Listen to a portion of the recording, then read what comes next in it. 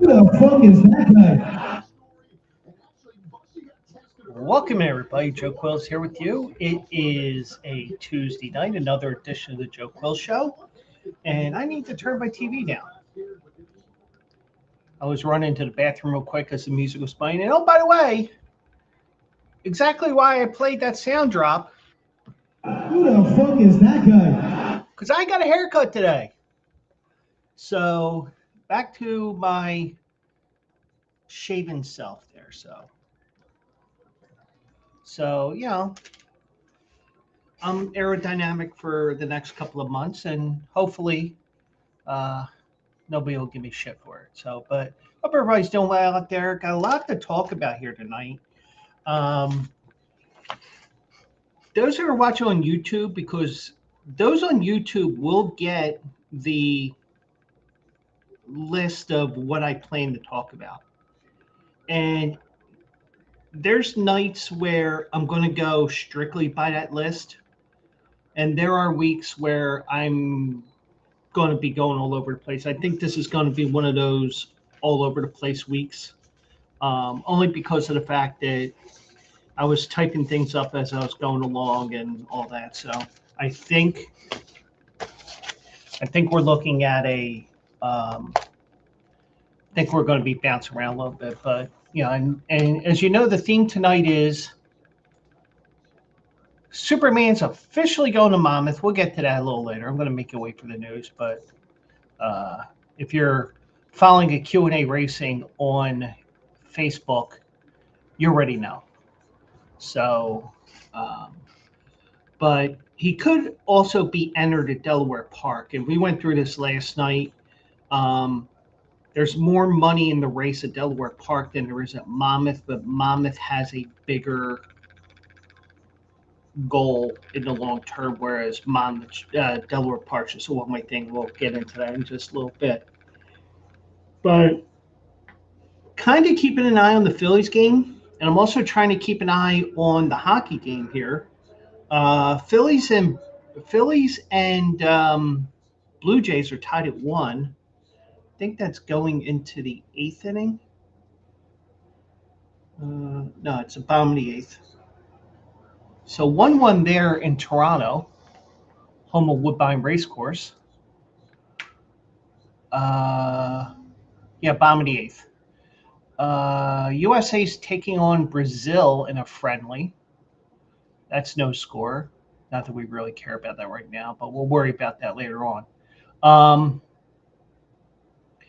And the Golden Knights had another goal taken off the board. But this was a legitimate reason why it got taken off the board, because the clock ran out. And you cannot score the goal. The puck has to be completely over the line for the goal to count. And that was not the case here. But crazy series gets crazier because now you have Carolina scoring 3 goals in the first period. They had to pull their goalie yesterday, and they put in Brandon Bussey, who's the designated backup for most of the playoffs. He's now starting. And Carter Hart's looking a little shaky too. So you may be looking at a goalie change there as well. So a lot of stuff going on. And who knows what will happen, because we may see another goalie change there. We might see who is the guy that's backing up Carter Hart there. So we'll see what happens with that and more here. And we're kind of looking kind of sidecasting, kind of not, because I have my list of things I want to talk about here as well. So, um, I mean, some of the things we're talking about here tonight. Wemby and other players condemn violence against Spurs fans. Um, the Big Ten held a call today. They air out their grievances over the Sorsby ruling. The UFL um, last week in the semifinals, a UFL kicker did something that no kicker in the NFL has ever done. I'll tell you what that is. Live Goff may not be long, may not finish the season. And we got a stupid shit that I saw story. Stupid shit I saw story. And this week, and this shows SSIS or the SHIT is a story where I think you're going to shake your head and say, how did that slip through the cracks? Um, I know I am, but you know, but thankfully action was taken. So, but um, we'll begin with this, and we'll begin with the NBA here. And Spurs got back to the series 2-1, so that's a good thing for me because I have Knicks in 6, and I got the feeling that if the Knicks win Game 3, they win Game 4 and it's over. So that's what I think. So, but now got a whole. I mean, you got many different ways that this series can turn out now. I mean, it could be Knicks in 5, Knicks in 6, Knicks in 7, um, Spurs in 6, Spurs in 7. I mean, anything's in play now, in my opinion. Um, I don't think that there's any. Um, I don't think that there's any. Any outcome that wouldn't surprise me right now. Well, the only thing that would surprise me is if like maybe the Spurs win one of these games by 50 points. I think that would be more along the lines of what the Knicks would do because when they've had closeout games in a series, they've blown the other team out. But and then we had Donald Trump at, at MSG and he got booed. Um, you can say what you want. I'm not going to get into the political side of this, but I took a different view on this. I wonder what the singers' reaction was because I don't know if you can see the video boards from where they were singing the anthem, but if he was able to, then okay, just get through this. And I'm sure he's a professional and he hears it. It's like, all right, it's not me, But um, yeah, so I would be a little. Um, I know me.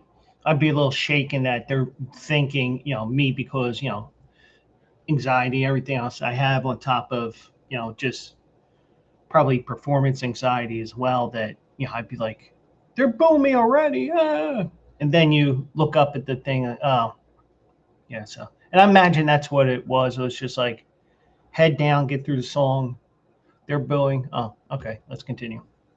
And also with being in a major arena like that, you have to be aware of the acoustics as well, and that's why they test things out ahead of time. They do a practice run before the game starts. So, but um, but apparently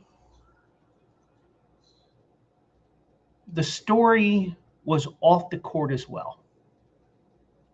And of course, people will be joking around saying, "Oh, Philly fans were dressed as Knicks fans," because there's videos permeating social media of apparent New York fans physically attacking San Antonio supporters.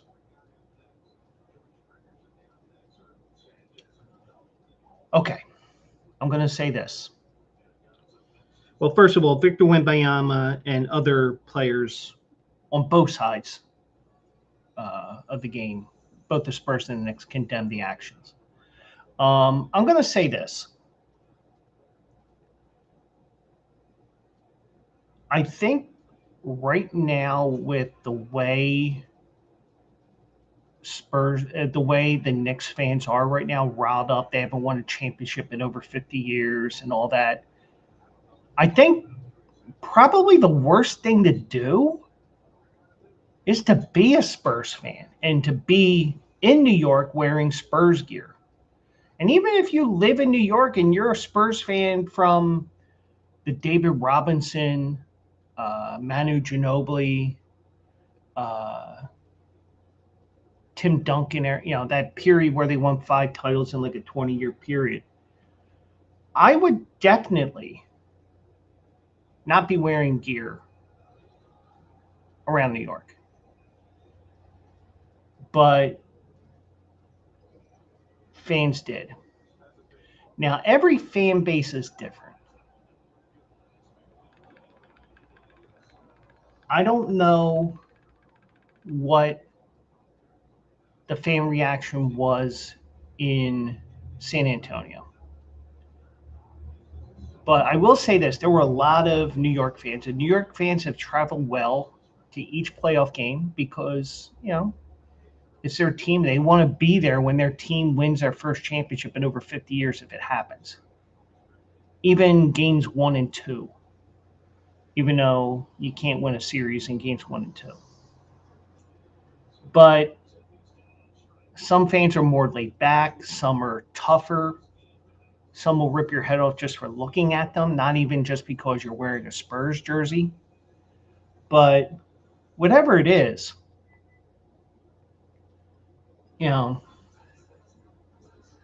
one thing I will say is, do you really want this on your record that, oh, by the way, oh yeah, remember those? Remember that that NBA Finals run the Knicks had in 2026, and they won the title.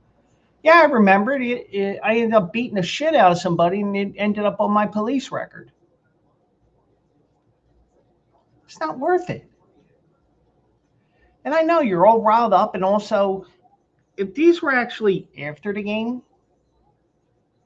because I don't know if it was before or after, so, and maybe the article says that, I don't think it did originally, but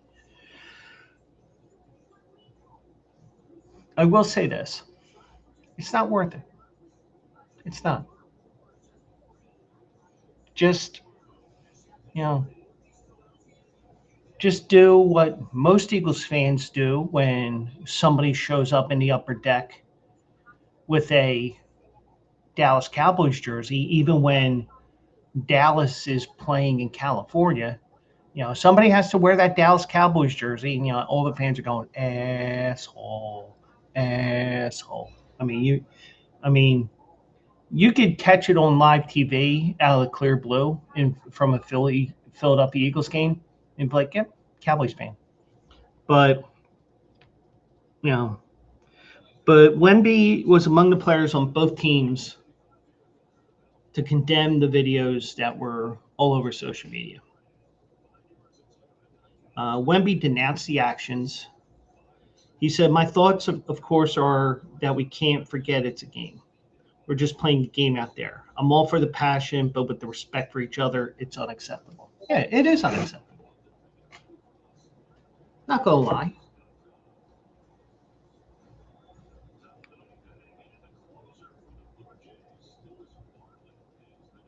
Especially if it's something like this, because it's, you're doing something like this. It's like, what are you doing? What are you doing? But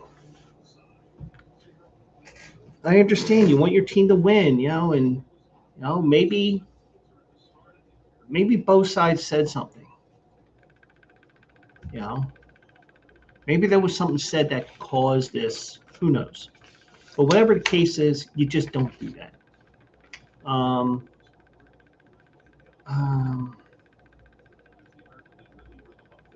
Now, okay, so it does appear to be after the game. So San Antonio won, as we all know, 115-111. And in the aftermath, multiple videos surfaced of attacks on Spurs fans in the streets. The New York Police Department was cited here because ABC News reported that at least 21 people were arrested in various incidents involving fans. Why? I get it. You're pissed off because your team lost. Did that fan block a shot late, or did they make that game-winning three? No. Now, I would also say, know what stadium or arena you're going into, because some arenas you can get away with wearing another team's jersey.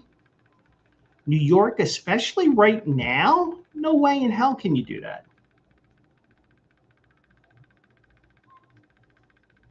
I mean, you kind of can in Philly at certain points of the year, but, you know.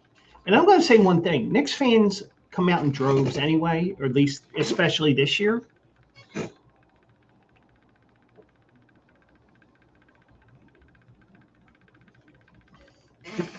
But I don't think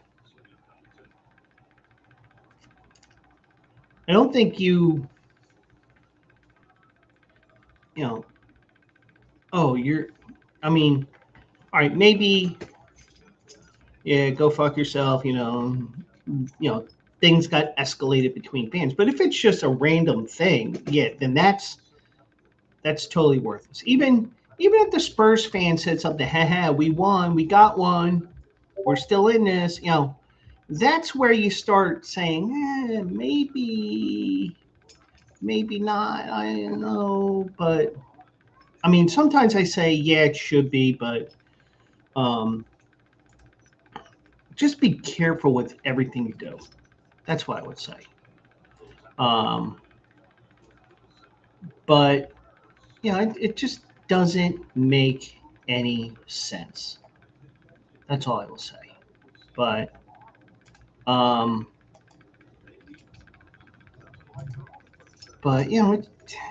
just don't do it. So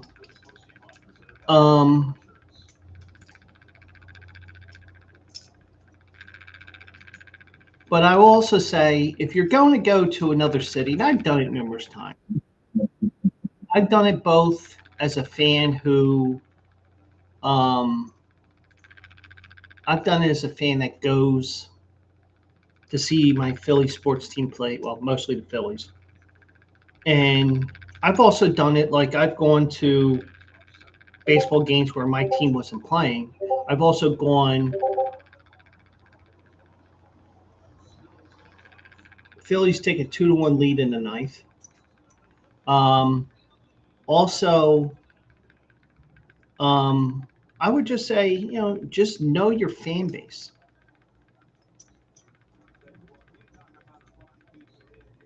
Because if you don't know the fan base and what they're like, you may not want to show up in that. You may not want to show up in that jersey. That's just me. But so Karl Anthony Towns said, the game is built off of respect and passion. We want everyone to respect each other. We want everyone to enjoy basketball at its pure state. It's the NBA Finals. There's no better place to watch basketball. Leave the physicality to everyone on the court. Fair statement. Very fair. I would definitely say, no reason to act like an idiot.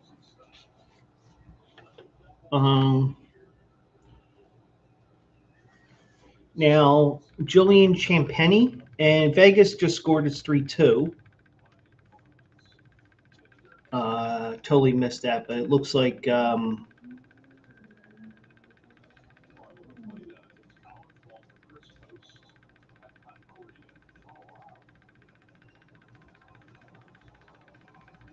Carlson scored for Vegas, so 3-2. So going back to the story here, Julian Champagny, I think that's how it's pronounced. He pointed out he doesn't feel any threat walking around Midtown Manhattan, but he's a Brooklyn native, so he's used to stuff like that. But he said, I feel like we're here to play a basketball game. That's the main thing. I feel like for the fans, it should never be that serious where you have to jump people, beat people up, follow people home. Whether we win, they win, it doesn't really matter. Everybody should be able to come and enjoy the game no matter who they root for. Once again, another fair statement. I would definitely say, there's no reason for it. Because now you got something on your criminal record. You're going to have to go to court, even if it's civil court, for being sued for the assault on top of the physical assault. But now here's an interesting point from Dylan Harper, who's a native in New Jersey, played at Rutgers. He mentioned that Game 3 marked the first time he ever felt uncomfortable in New York. He said, it's my first time in New York walking down and getting booed. I can say that. It's kind of been every series. I think in OKC during the Western Conference Finals, we got booed a little bit. Not really much in Minnesota and Portland, but I feel like it's New York, hostile environment.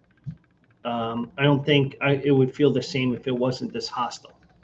So obviously the fans, they're all in on their team and they want to win a championship. And it's just not worth it. But I understand that players don't want to, fans want to wear their colors. I will say this, be smart with it. And you can probably get away with it more in San Antonio wearing Knicks gear as opposed to wearing wearing Spurs gear in New York. Just don't do it. That's what I would say. So, but yeah, it is unfortunate that, and even so, and I've said this many times as well, we're in a society, if you think about it, we are in a society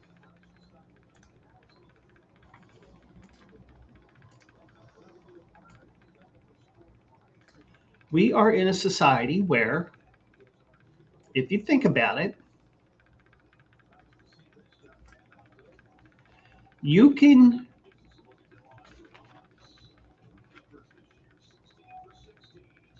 attack somebody like what happened apparently after the game last night. And people aren't there to stop the fight. People are there to record it. And it ends up on YouTube. It ends up on TikTok. It ends up here. It ends up there.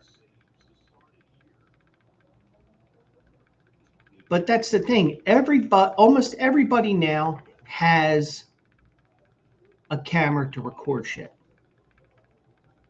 Also, I said this many a time. I could walk up the street and I guarantee you at least half of those homes have some sort of a camera pointed toward the street where they see at least a portion of me walking up and down the street, whether it's walking down towards my apartment building or out toward the main street there. It's out there. So that's why I would say to you guys, there's no reason to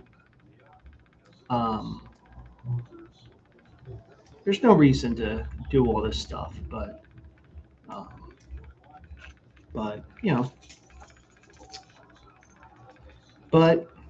Philly fans are the worst. We threw snowballs at Snowman. Throw snowballs at Santa Claus. Because, well, here's the reason why I got so screwed up there. Because we'll say it right now, and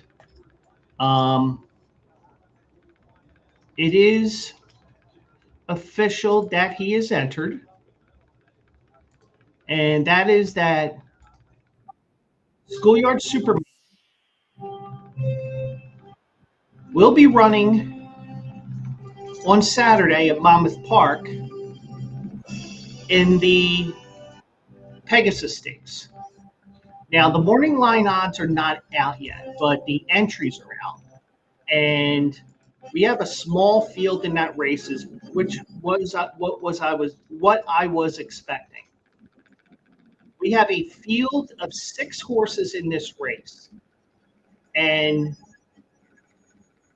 let me.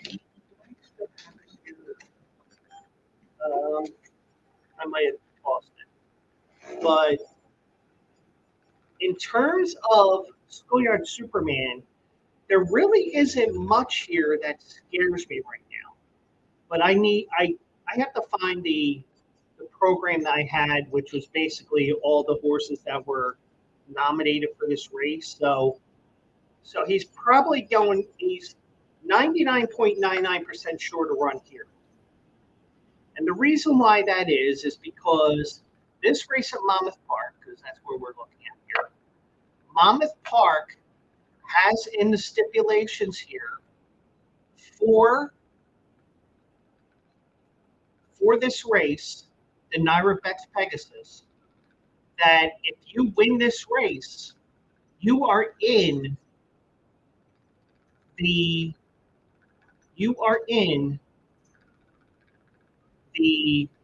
Haskell, which is a major Grade 1 race, and some horses mature later on in the year, and that may be the case with Schoolyard Superman here.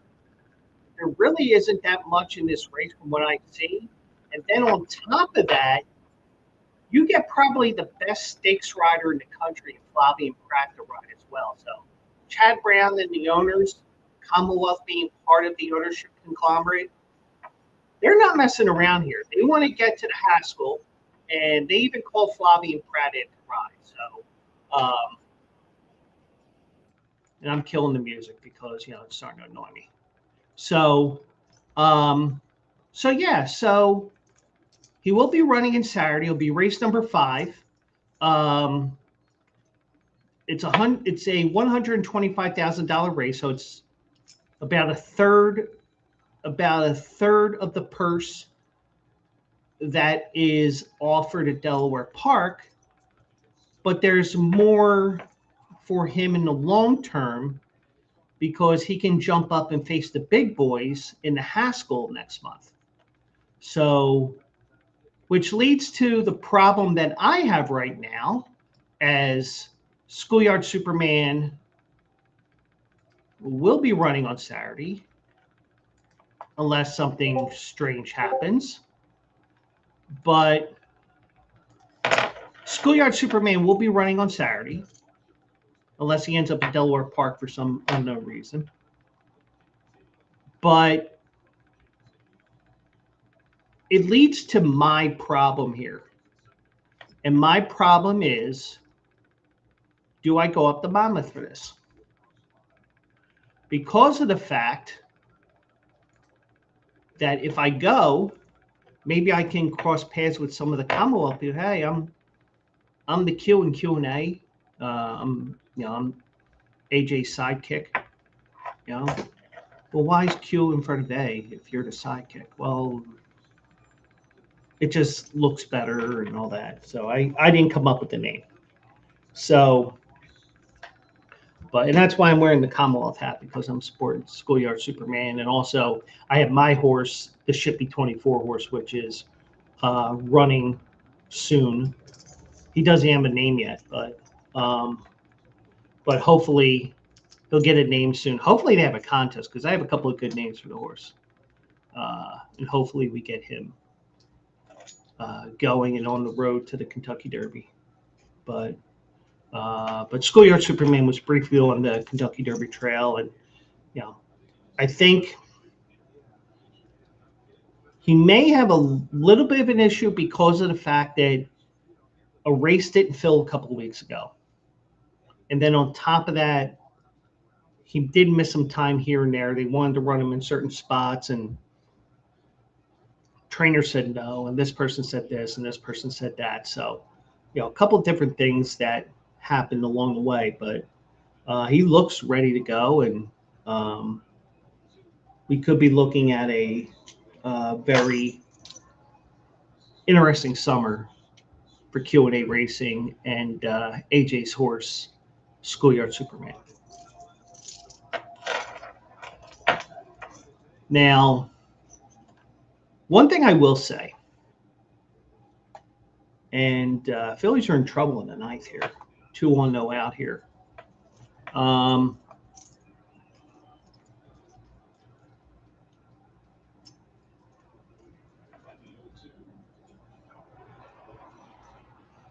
And a wild pitch, game is tied.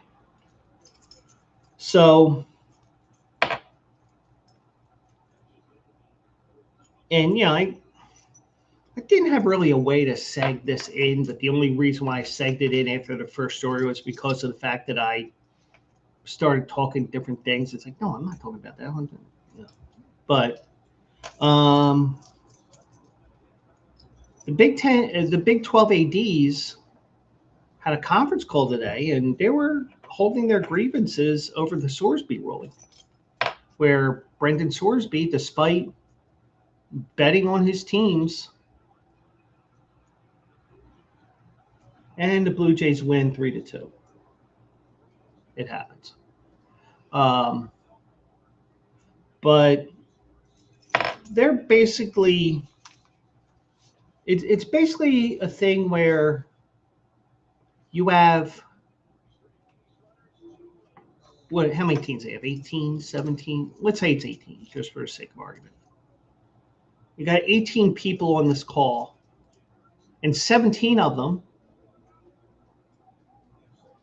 are throwing shit because they don't like what happened. And Texas Tech is like, yeah. But I think with everything that we know, even from yesterday, Texas Tech was going to do things their way, but Brendan Sorsby went his own way and said, well, I'm going to act like all the other kids in my generation, where if I don't get my way, I'm lawyering up. And that's what he did. But so the Big 12 athletic directors held a spirited call around midday today with Commissioner Brent Yarmick. So 16, 17, 18 commissioners, ADs, and the commissioner. The call made it clear that the league's athletic directors, all except Texas Tech's Kirby Hockett, are united around the notion that Sorsby should not be eligible for next season. And I think at least 95% of college football fans will say that as well. Because there is no way he should be playing football. Now, I will say this. There is a bit of a Pete Rose element here. And I'll tell you what I mean here. Because if you think about it, the whole Pete Rose thing, one thing that has been said numerous times on numerous talk shows, local shows, national shows, whatever, if he admitted he bet on baseball, maybe we'd be a little more forgiving with him. And I hear a siren coming.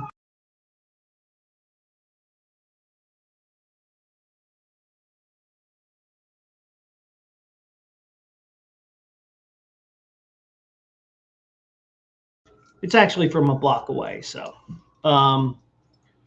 but the one thing I will say is, I just feel like a rule's a rule. You violated the cardinal rule in sports, betting on the sport, whether it's your team or the other team. But he was buried on the bench. So, but the thing is, in Pete Rose's case, remember, it took him 14 years to admit he bet on baseball. And the only reason why he admitted he bet on baseball was because he was promoting a book that he wrote.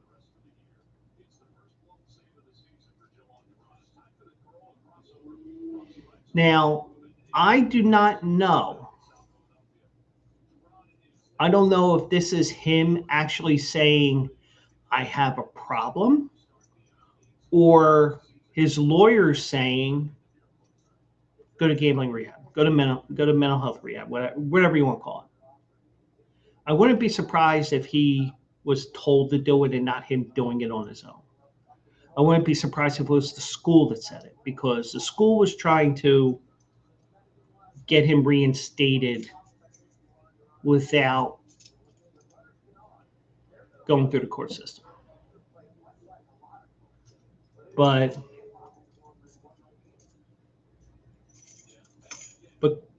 but it's really stinks badly when they have all this stuff going on, because, and it stinks even more because of the fact that when you look at everything, he's getting an injunction conveniently because the district court, or whatever court this was conveniently in Lubbock, Texas, where Texas Tech is. And I guarantee you that this judge, was probably either a Texas Tech alum or a Texas Tech fan. And I didn't research it, nor do I care to research it. But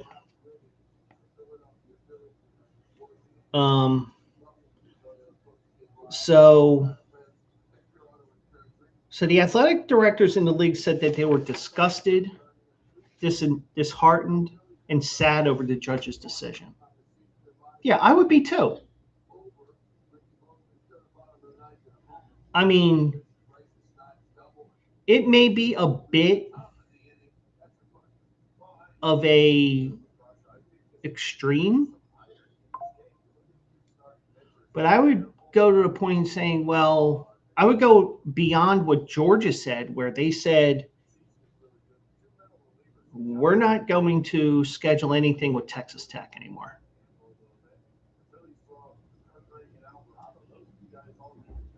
Personally, I would say I'm leaving the league. Now, granted, it's not their fault, but but the integrity of the game is gone, basically. Even if you just look at this as just a team that ends up having their quarterback returning after everything. And he's in a state that does not have sports betting, but he's Venmoing money or Cash Apping or whatever he's using so that they can bet for him. So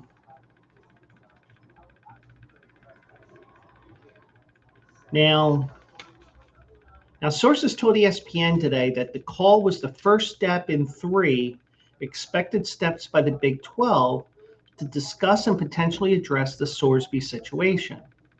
On Thursday, the Big 12's executive board will meet with Yarmick, and they're expected to review potential options moving forward.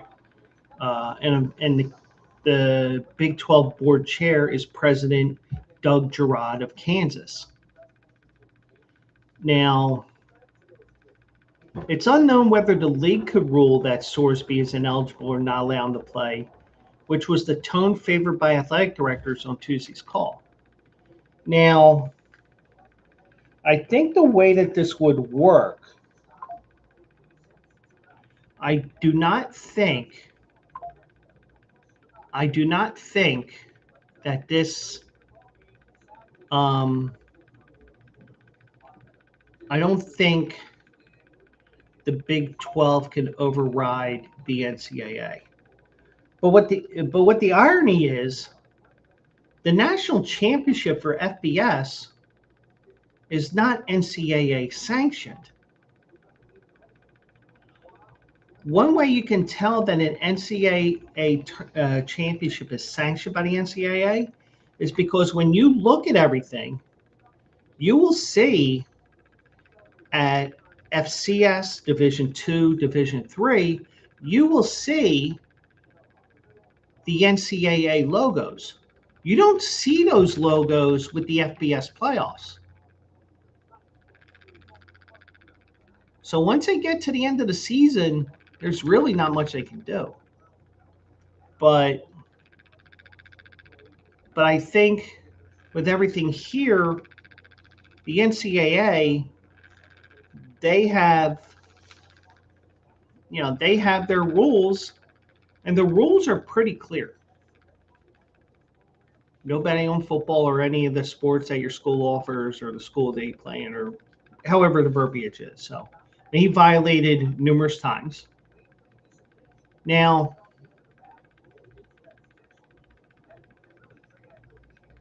he could be saying, they could say, well, he ended up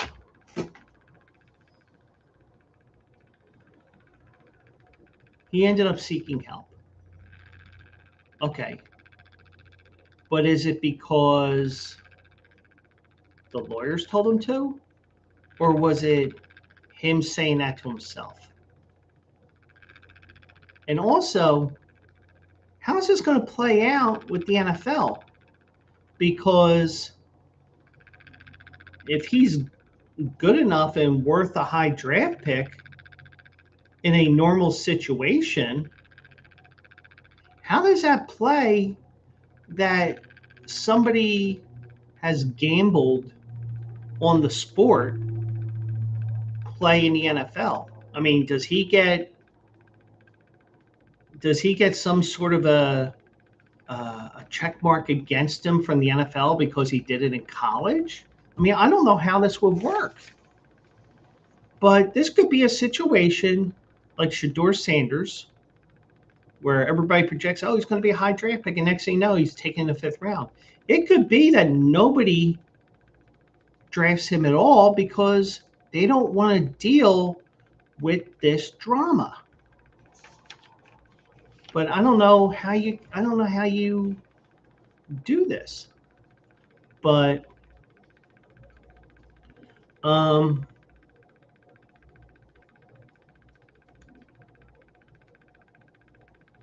I don't think, I mean, even though it says it's unknown whether the league could rule Sorsby ineligible or not, I don't think they can, because I think the NCAA governs each conference and all the schools. So I don't think the conference can do that. I think what would happen is, kind of like, all right, well,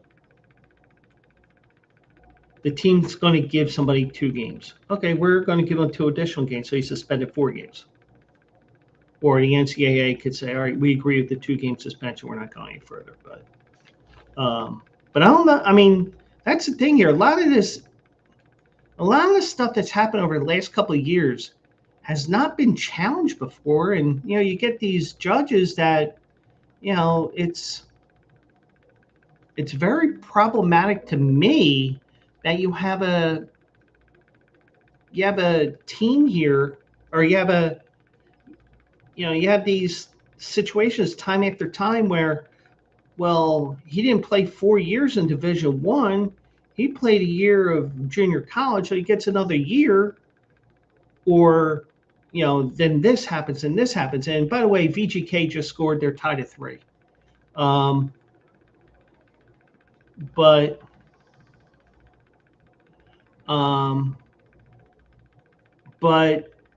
the Big 12 option does include some type of interpretation of Big 12 bylaw 3.6, and I'll read that to you. And at least what the article says. It allows the legal autonomy, okay, for discipline that includes prohibitions on appearance in postseason events or televised events, restrictions on revenue distributions, and limitations on recruiting or scholarships. So the way that I'm reading that now, they could go after the player. They could go after the school. That's what it sounds like to me. I don't know what you guys would think about that, because it just seems like it could be many different things here. So, but Yarmick summarized Tuesday's call with a prepared statement. We had a thoughtful and productive conversation with our athletic directors as we continue to work through the broader implications of the situation. Many of our athletic directors voiced their opinions. We will continue to have open and honest dialogue among the group. Until there's something to report, these conversations will remain within the conference. But the thing is, I don't know what you do here if you're in the Big 12. Can you go after the school? Is that what they mean? I mean, it's so many different things here and just crazy. But so, you know, it's very, very, very weird. And, you know, we're getting into grayer and grayer areas. We're getting into 50 Shades of Gray territory, just, you know, no whips, no handcuffs, anything like that. But what I mean is the 50 Shades of Gray that are at Home Depot. And by the way, don't ask somebody for 50 Shades of Gray collection at Home Depot, because you will get kicked out. But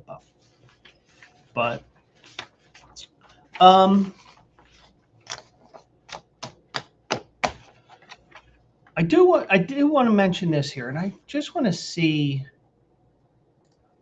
what I posted on here earlier tonight as well. Only because I don't remember. Let me see here. So far, details on Schoolyardsuperman. I gave you that. I'll give it to you at the end again. Big 12. Well, pretty much going according to the script here. Okay. I just flipped Wemby in the NBA with Schoolyardsuperman, but we're going to touch on Schoolyardsuperman again towards the end of the show. So don't worry about that. If you missed it, we will get you back to it. So,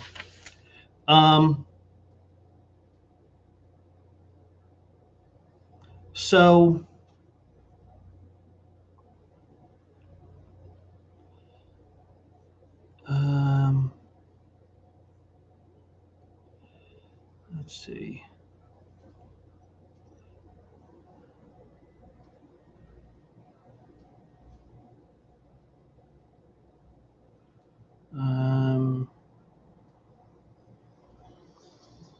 I got, but anyways.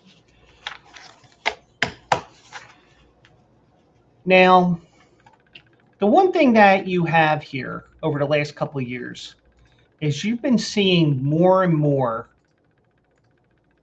50, 60, well, 50-yard field goals are the new 40s and 60 are the new 50s. Well, in the UFL this past weekend, I did not see it right away, but in the United Football League, in the semifinal round or whatever they called it, let's just say it was a playoff game. Tanner Brown did something that no kicker in NFL history has ever done. What is that? Well, he kicked 2 field goals of 60 yards or more in that game. And I think that's even better than 2 chicks at the same time, man. But now, part of the reason why you're going to see crazy 60-yard attempts or more in the UFL is because of Mike Rapoli, the owner of Renegade and Other Horses. He bought into the league, and one of his suggestions was to make a field goal 4 points from 60 or more. And he has like certain, at certain times you can't even punt, things like that. But you do have a 60-yard field goal, or 60-yard field goals are worth 4 points. So wait, how many? Wait a second. How many points was that? Okay. So there's added incentive, especially if you got a kicker that can kick from that far. And on top of that, especially late in the game like that, because you're down 3 and you can't move that ball any further, whether the defense stopped you or either the defense stopped you, or let's say, you're running out of time. There's, you got no other option but to kick the field goal. You can conceivably win the game with a 4-point field goal and win by 1. Whereas in the NFL, you just kick a desperation 60-yarder and it's a tie game. But I don't want to see that in the NFL. I don't want to see 60-yard field goals being 4 points. But that's just me. But so Tanner Brown, the kicker for the Louisville Kings, he came up big for his team with those record-setting kicks. Now, he scored 11 points in the win, 2 4-point field goals, and a couple extra points, I believe, or maybe a 3-yard field goal. Now Louisville take on the DC Defenders, where kicker Matt McCrane kicked the 61-yard field goal over Orlando, and that was the game that ended up in Daytona because Orlando was being used for the World Cup, so they couldn't use, that stadium was unavailable. Now, Tanner Brown has been nearly perfect in his first year in the UFL, and that's probably going to get him signed by an NFL team once the season is over. I'll tell you why he can do that. He's hit on 90% of his field goal attempts this season, 27-30. That includes going 3 for 3 beyond 60 yards. To put that in perspective, the only kicker in history to hit at least 3 field goals of 60 yards or more in the same season is Brandon Aubrey of the Cowboys. And he needed 17 games to do that. Brown did it in 11 games, which is 10 regular season games and the playoff game. So, now he can be signed as a free agent as soon as the UFL championship game is over. So as soon as that game's over, you can get to his agent and say, "Hey, we want to try him out.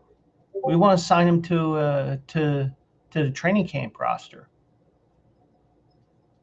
So don't be surprised if, like, Sunday morning you hear, "Oh, Tanner Brown got signed by the Giants, by the Rams, by the Eagles." Don't be surprised. But we'll see what happens with that. But now, after 2 seasons at Oklahoma State, he went undrafted. He signed with the Rams. Well, he was undrafted in 23, signed with the Rams. In training camp, he went 2 for 4 in field goal attempts and was cut in late August. He also had to stay on the Falcons practice squad, but never saw any action. So he's had a cup of coffee with these teams already, but he may be a kicker that ends up in a training camp somewhere And some the teams that they mention here on this article, they said the Giants, the Jets, the Rams, the Dolphins, the Commanders, and the Saints. And that's this article from CBS Sports. Now, Eagles maybe. I don't know who else they have in the who else they have on the roster right now. But we'll see what happens with that. So now, I will say this right now, and I will tell you guys the news. And I'm not going to play the song again because, I don't feel like playing with the volume anymore with that. So, but the big news is, and it is official, Schoolyardsuperman drew into the Pegasus like he really wasn't. Come on, Joe. But he will be running Saturday in the 5th race at Monmouth Park. It's the $125,000 Pegasus Stakes. He will be racing from the 4-hole in that race, and from what I remember, and I can't find the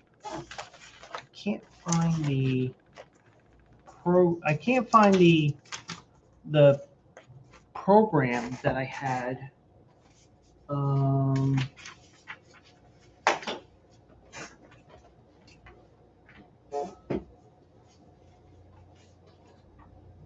Okay.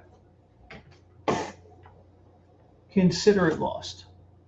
But looking over what I had seen before, the two main threats of those 10 horses that were entered, that were nominated for this race, they ran at Saratoga last week.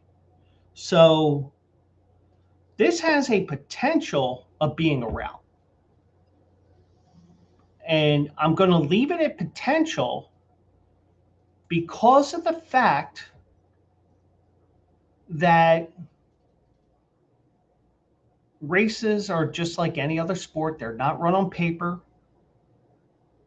They're run on a field, on the ice for hockey, on a basketball court for basketball, in horse racing on the track.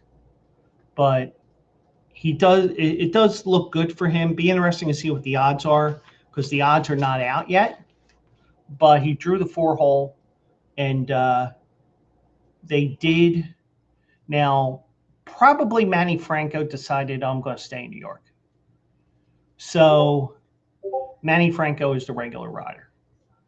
So in his place is Flavien Prat, who is probably even a better jockey to have because back in 2024, he set the all-time record for most graded stakes wins in North American history.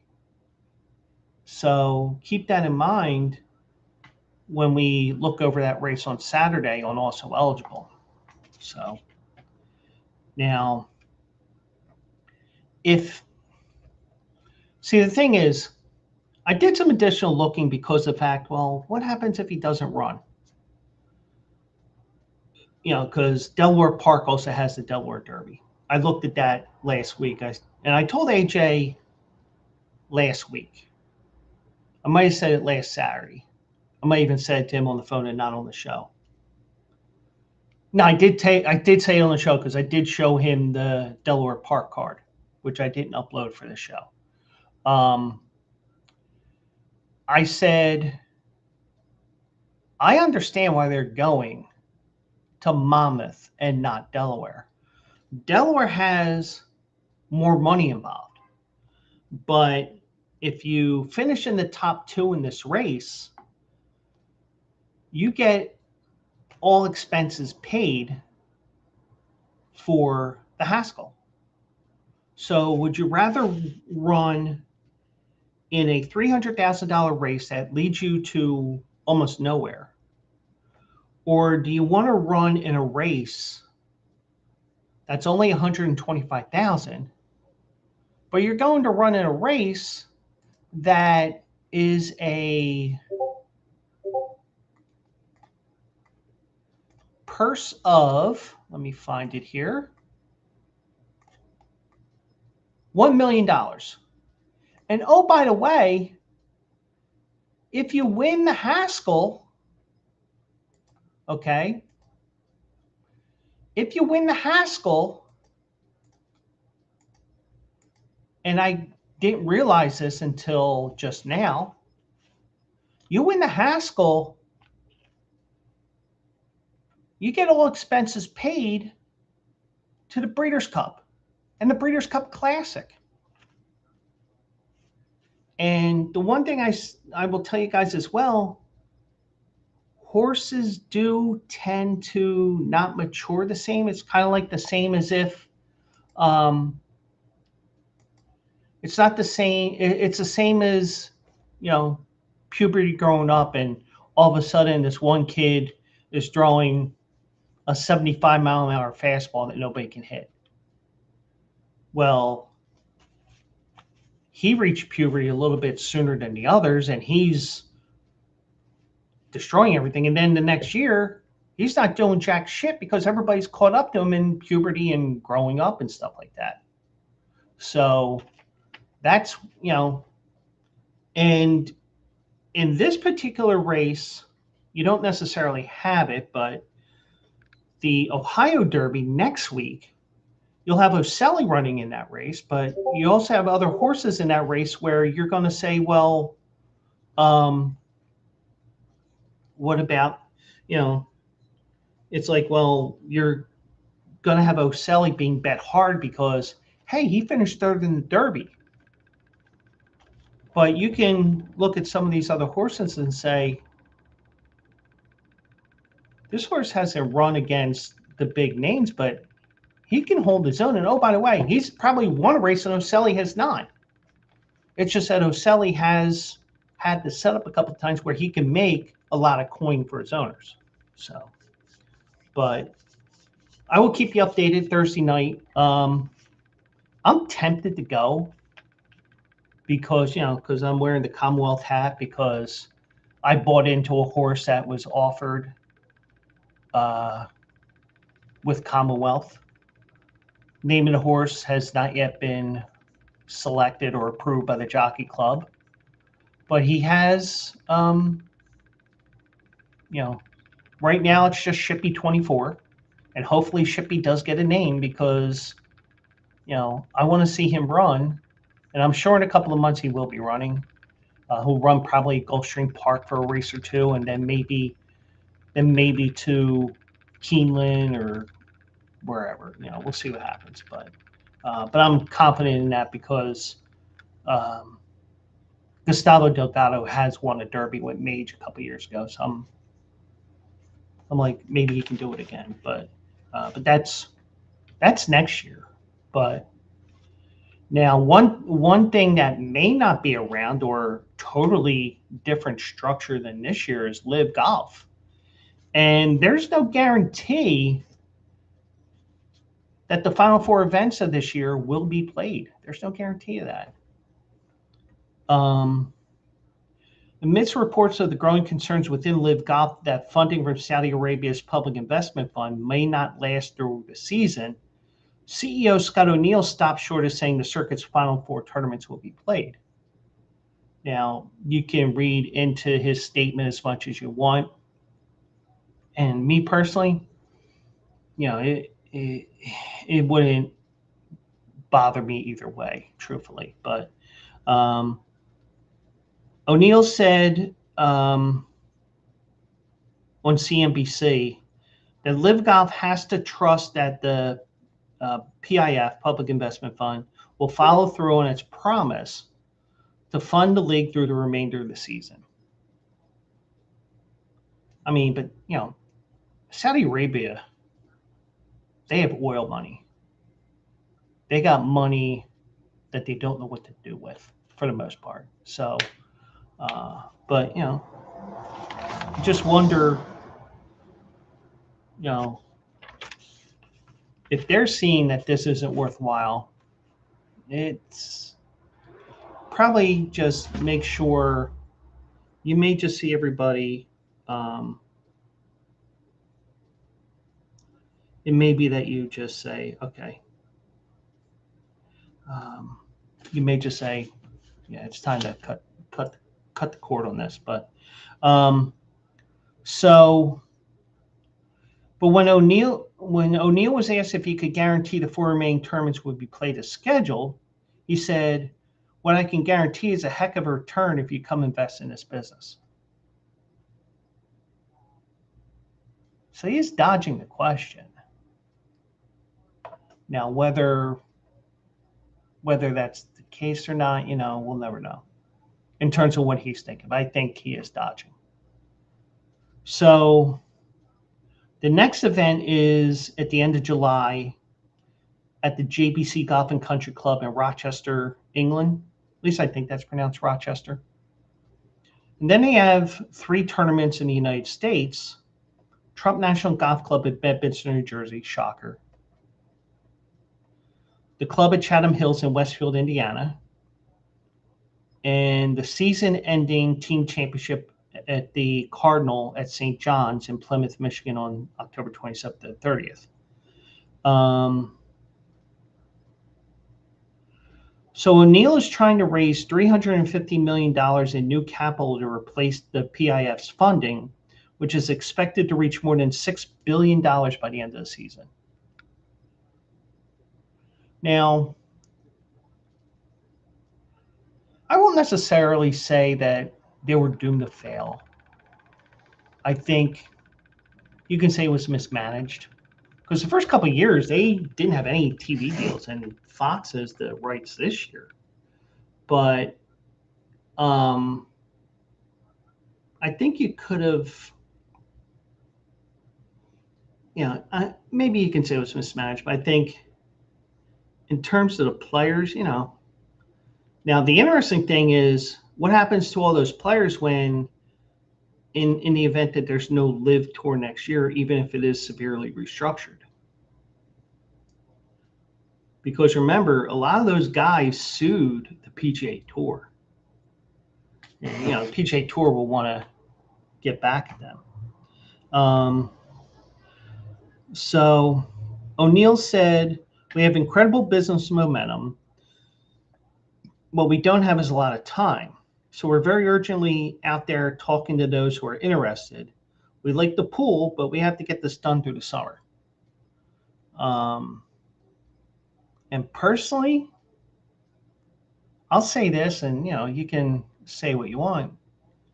I think if they stepped away from a year and said, "Oh, we'll be back in 2028," they won't be coming back. Now, the second iteration of Live Golf would be dramatically different, with a very disciplined approach to cut expenses dramatically, like paying players $200 million just to join the league. Yeah,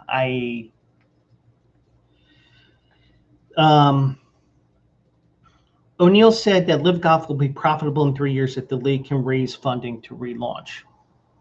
I mean, anything's possible, but I don't think so. Now, Front Office Sports reported on Saturday that Live Golf's funding may dry up before the season ends. The report quoted a high-ranking executive from one of the league partners who said, "Every remaining tournament is on the fence." So,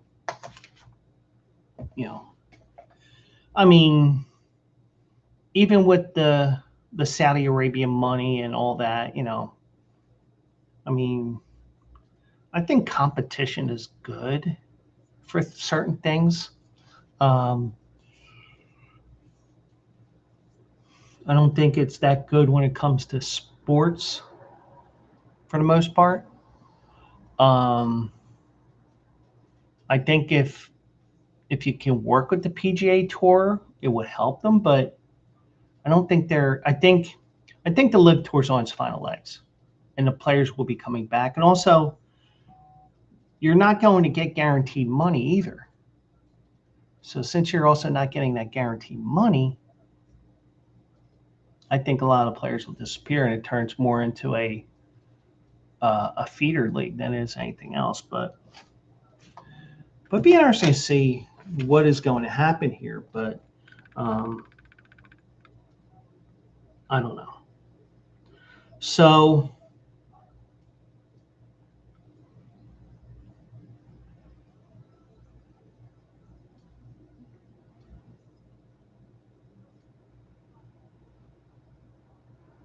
I will say this, and we can talk about this as well, because from time to time, I tend to get on the big bird, the airplane. I like to go to Vegas every once in a while. If I want to go down to Florida, especially with my horse Shippy 24 running at Gulfstream Park or things like that, yeah, I want to go there. And the thing is, I know I'm safe, but there was an interesting story that came out that makes you wonder how something like this could happen. So there was a former Air Canada pilot. He flew hundreds of flights without a proper license. The police in Ontario, I think that's the province of Ontario, he flew more than 900 flights with tens of thousands of passengers over 17 years without ever obtaining the license required of a captain.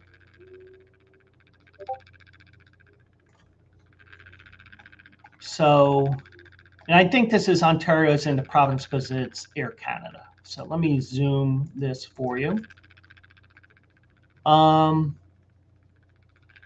complex fraud and forgery investigation uncovered that a commercial airline pilot that spent the entirety of his career from 1998 to 2025 flying planes for Air Canada had forged a license required of him when he was promoted to captain in 2009.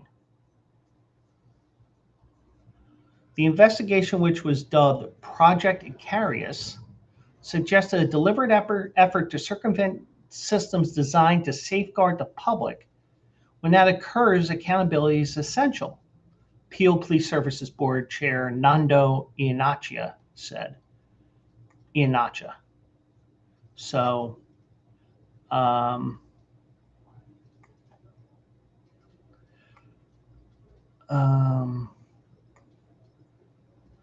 so Deputy Police Sheriff Nick Milinovich says, our investigation has led us to believe that this was all done without the appropriate licensing, more specifically without an airline transport pilot license, which is a requirement to fly passengers. Instead, we believe the accused misrepresented his qualifications of both his employer and the regulator.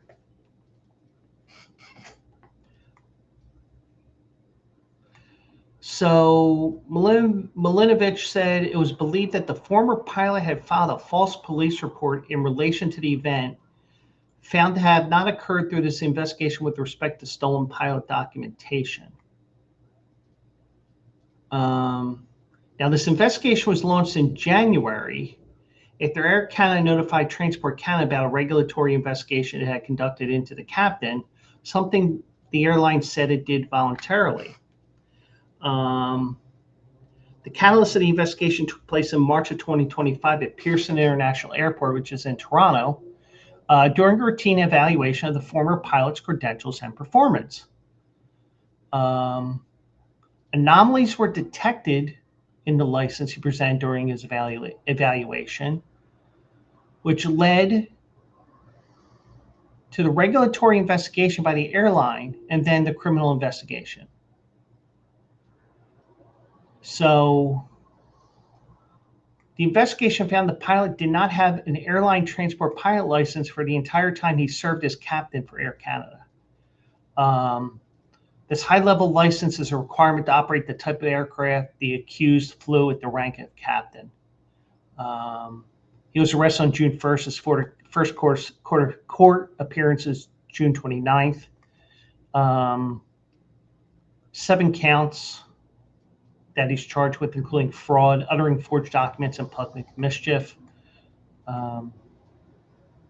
Safety was not compromised in the incident, noting that all of its pilots must go mandatory recurrent training every 6 months to validate their flying competency, including a flight check with a certified Transport Canada check pilot every 12 months.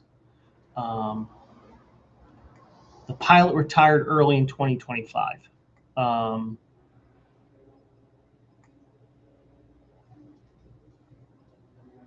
And even though the airline acknowledged that a proper license is still required in order to fly, and says it did take this matter with the utmost seriousness. So he was a fully trained pilot.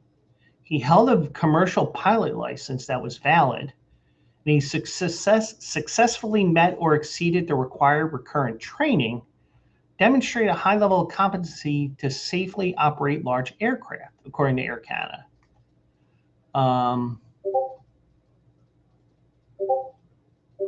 The airline noted that even though the captain was trained to operate aircraft, regulations require that captains of large aircraft operated by airlines in Canada hold an airline transport pilot license obtained by passing a series of written exams.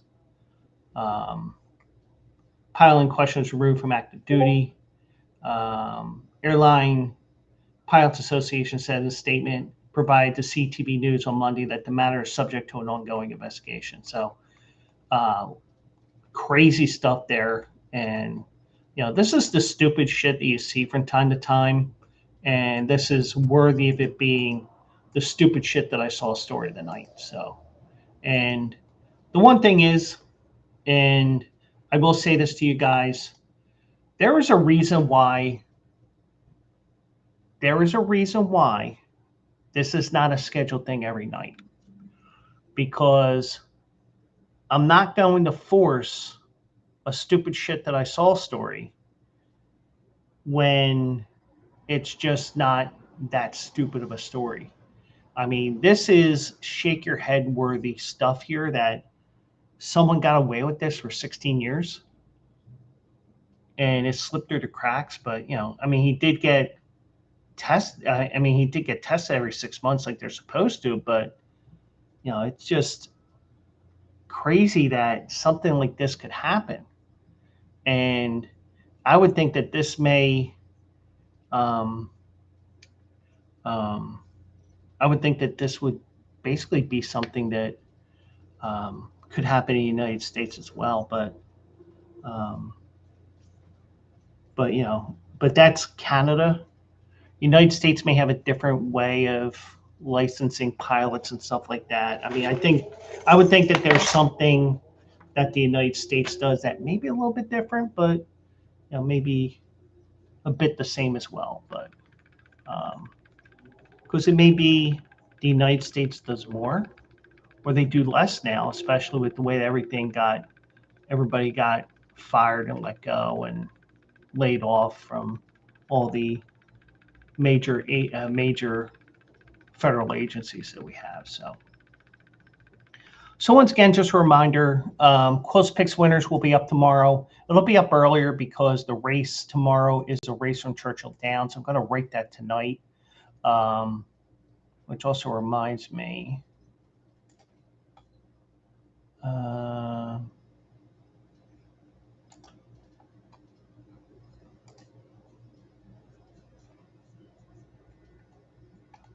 am I going this way?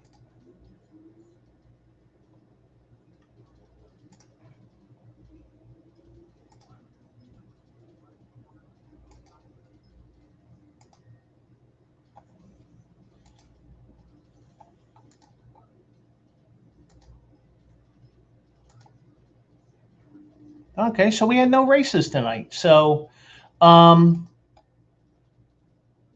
everything looked good at Assiniboia Downs tonight, but the race got canceled because of the weather. So race got canceled. I typed up an article this morning for no reason. But all right, You don't plan for the weather. And then Saturday also eligible. We'll be looking into races from Monmouth Park.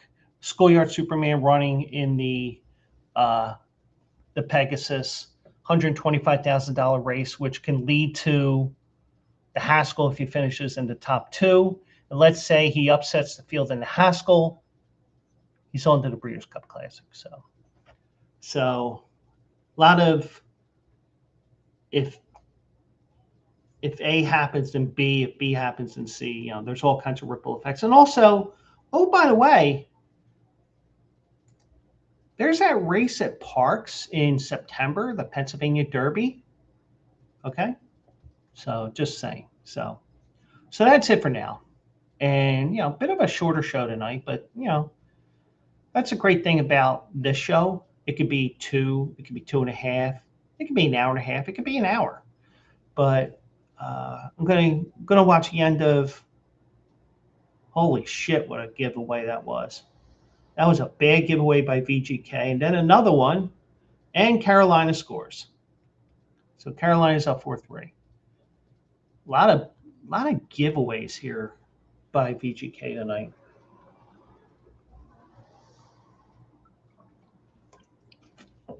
So that's it for now.